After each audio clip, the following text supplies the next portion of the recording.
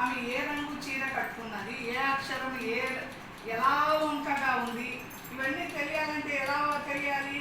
చూసుకుంటేనే కదా. అలాగే కంటికి చాలా ప్రాముఖ్యత ఉంది. అయితే దాని గురించి మనం తెలుసుకోవాలి. మనం ఏమేమి లోపాలు చేసి ఆ కన్నుని పోగొట్టుకుంటున్నామో, చిన్నప్పుడు ఏ విధంగా మనకు మధ్యలో కొంతమంది గుడ్డోళ్ళు అయిపోతున్నారు.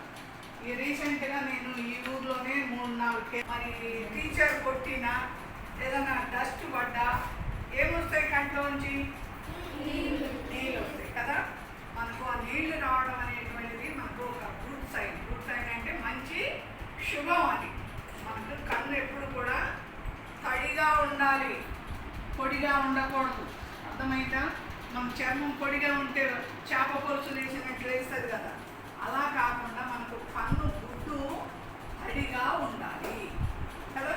ఇప్పుడు నేను చెప్పే విషయాలు ముందు మీరు గుర్తుపెట్టుకోవాలి. మీరు హోంవర్క్ చేసినా రాసినా ఏది చేసినా దేంతో రాస్తారు? పెన్, ఇంకా పెన్సిల్.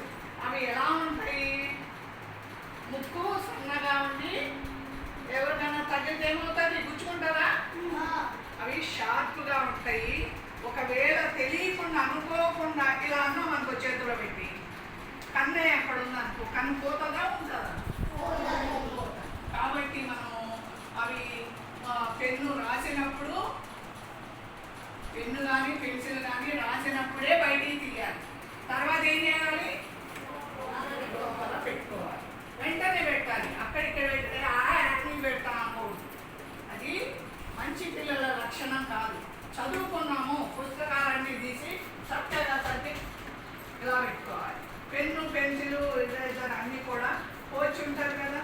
ఏది లేదనుకో ఒక గుడ్డ లాంటివి చేసుకుంటూ తాటాలు వేసుకుని దాంట్లో పెట్టుకుని మడిచి పెట్టుకోవాలి. ఎందుకంటే మీకు తీసేటప్పుడు మీకు కూడా ఇట్లా అన్నానుకో, ఇక్కడ పెన్ను ఉంటుంది, ముక్కులు కవర్ ఉంటుంది, కూర్చుంటుంది కదా.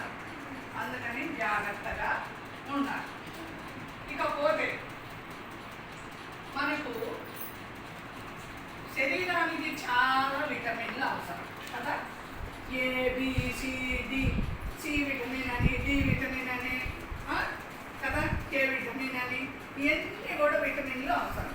మనకు ఏ విటమిన్ అనేటువంటిది, ఏ అంటే ఫస్ట్ అక్షరం, ఏ విటమిన్ అనేటువంటిది మన కంటి చూపుని చక్కగా ఉంచడానికి ఉపయోగపడుతుంది. అది ఏ విధంగా ఉపయోగపడుతుంది అనేటువంటిది నేను చెప్తాను. తల్లి ఉంది అంటే బ్యాక్గ్రౌండ్ చూపించట్లా. బాబు నాడు చూసారా, చిన్నప్పటి నుంచి తల్లి పాలల్లో నుంచి ఆ విటమిన్ మీకు వస్తుంది. తర్వాత నర్సులు మీకు సూదులు వేస్తారు కదా, అలాగే ఆ విటమిన్ ద్రవాన్ని కూడా ఇస్తారు, టానిక్ లాంటి దాన్ని. అది 9 నెలల వరకు తల్లి పాలల్లో బలం ఉంటుంది. తర్వాత బలం తగ్గిపోతుంది తల్లికి. అప్పుడు 6 నెలల కాడ నుంచి అన్నం పెడతారు కదా చిన్నపిల్లలకు, 6 నెలలకు అన్నం పెడుతున్నారు బాక్సారంటారు. అది అదనంగా ఇచ్చేటప్పుడు ఆకుకూరల రసము ఇవన్నీ కూడా ఇవ్వాలి అదనంగా. ఈ విధంగా ఈ తల్లి పోషణలో ఇస్తూ ఉండాలి.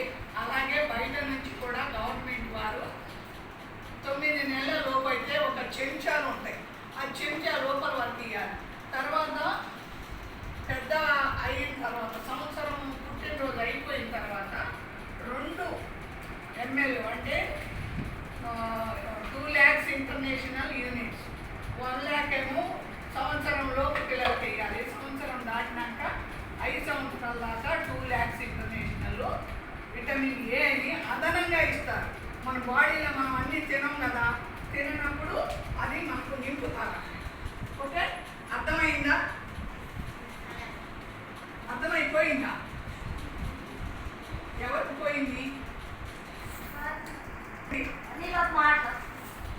ఇక్కడ చూస్తున్నారా ఈ బాబు బాగున్నాడా? బాగున్నాడు కదా. తర్వాత ఇంకో బాగున్నాడు ఇక్కడ. ఎలా ఉన్నాయి కళ్ళు? బాగున్నాయి కదా. కళ్ళు బాగున్నాయా? బాగున్నాయా కళ్ళు?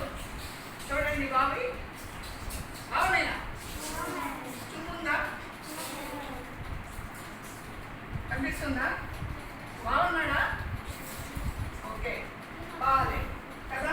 నేను ఇందాక చెప్పాను చూడండి, ఇలా తల్లి పాల బలం తగ్గిపోయినాక ఇలా చెంచాలో లోపలికి, సంవత్సరంలో పిల్లలకు ఆ చెంచా లోపల భాగం తీస్తారు. తర్వాత సంవత్సరం పుట్టినరోజు అయిన కాడ నుంచి చెంచా ఫుల్గా పోస్తారు. అప్పుడు మనకి కొన్ని రోగాలు రావు.